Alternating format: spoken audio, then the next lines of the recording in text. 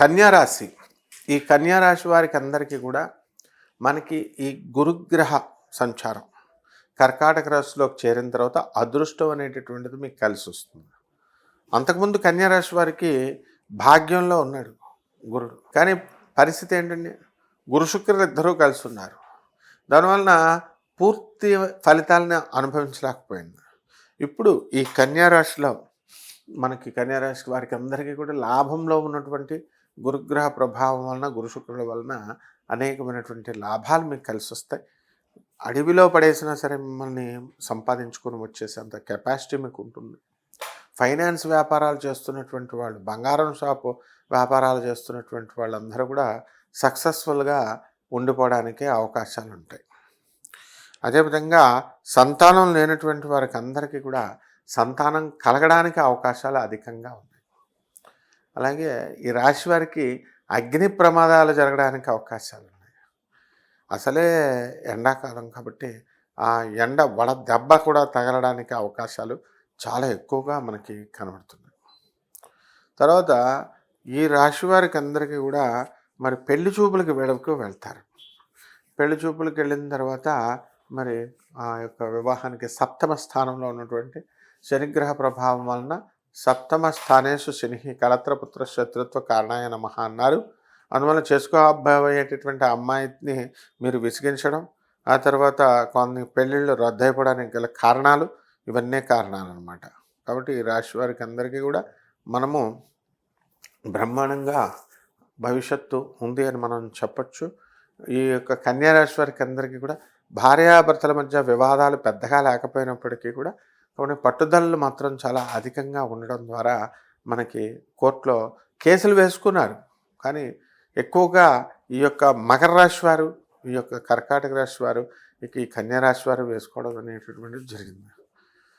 ఒకటి ఈ రాశి వారికి అందరికీ కూడా లాభంలో ఉన్నటువంటి గురుగ్రహ ప్రభావం వలన పోలీసుల నుంచి రక్షణ, ఆర్థిక సమస్యల నుంచి రక్షణ అనేటటువంటిది జరుగుతుంది.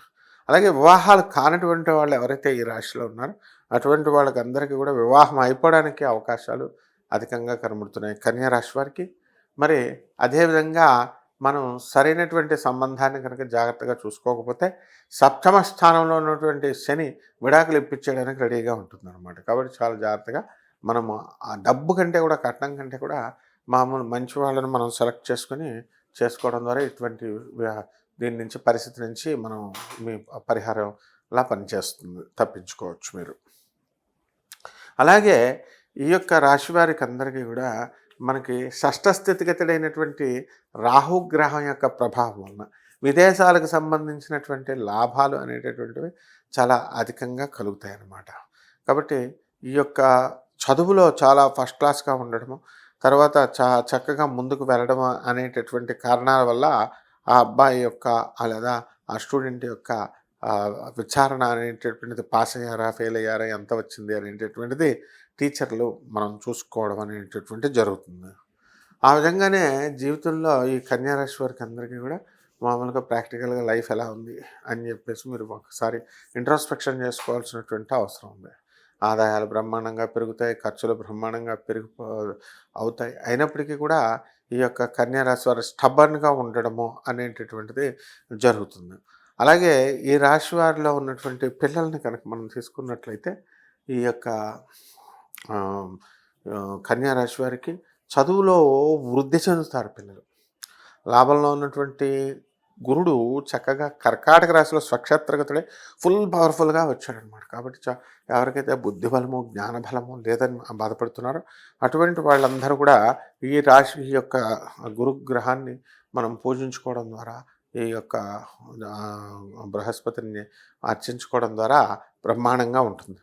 ఇకపోతే ఈ కన్యారాశి వారికి అందరికీ భార్యాభర్తల మధ్య కొట్లాటలు చేసుకొని ఒక గదిలో భర్త, ఒక గదిలో భార్య ఉండడము, మా టీ తెమ్మని మెసేజ్లు పెట్టడం ఇలా జరుగుతుంది తప్ప ఇంకా డైరెక్ట్గా కాంటాక్ట్లోకి రాలేకపోతున్నారు. దానికి పరిహారాలు ఏమిట్రా చేసుకోవాలి అంటే, సప్తమంలో ఉన్నటువంటి శని జపం చేసుకోవాలి, శని స్తోత్రాలు చదవాలి, శనికి కిలోంపావు నల్ల నువ్వుల్ని, నల్లని వస్త్రాలు ఇచ్చి పేద బ్రాహ్మణులకి శనివారం నాడు ఉదయం 8 గంటలకి దానం చేసుకోండి. దశమహావిద్యల్లో ఒకటైనటువంటి మహాకాళి అమ్మవారి యొక్క హోమాన్ని మే నెలలో చేసుకోవడం ద్వారా బ్రహ్మాండంగా ఉంటుంది. ఇవన్నీ కూడా మనకి ఈ రాశి ఫలాలు అనేటటువంటిది కామన్ ప్లాట్ఫారంలో కొన్ని కోట్ల మందికి కలిపి చెప్పేటటువంటిది. అందువలన మనకి వ్యక్తిగత జాతకాలు వేరనమాట. ఎవరికి వాళ్ళకే, ఎవరికి ఎప్పుడు పెళ్ళి అవుద్ది, అలాగే ఎవరికి ఎప్పుడు ఉద్యోగం వస్తుంది, ఎప్పుడు ఉద్యోగం పోతుంది, ఇలా సమస్యలు అనేటటువంటివి ఎప్పుడు వస్తాయి అనేటటువంటిది వ్యక్తిగత జాతకం చూసినప్పుడు మాత్రమే తెలుస్తుంది. కాబట్టి అందరూ కూడా మనము ఈ వ్యక్తిగత జాతకాలు తెలుసుకోవడం ద్వారా నివారించుకోవచ్చు మనకు దొరికేటటువంటి జరగబోయేటటువంటి దోషాలని. అందువల్ల వ్యక్తిగత జాతకాలు కావాల్సినటువంటి వాళ్ళు ఈ క్రింది నెంబర్కి మీరు సంప్రదించవచ్చు.